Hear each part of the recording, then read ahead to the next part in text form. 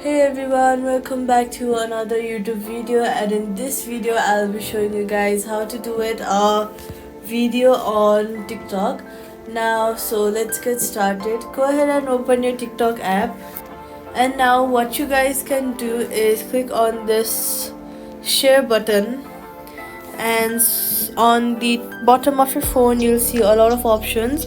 So scroll on the right side and you'll see the duet option, so just simply click on this duet option. This is how you guys can use the duet option. You can also change the layout on how you can do.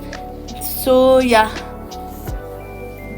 this is how you guys are able to do it any video on TikTok. You can give reactions, or if you have anything to share about this video you can do that. If you want reviews, if you want to give reviews, you can simply just do it and do all the stuffs you want to do. This is how you guys are able to.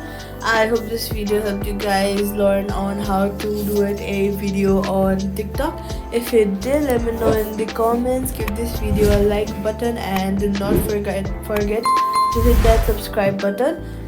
Thank you all so much for watching, and I'll see you guys in the next one.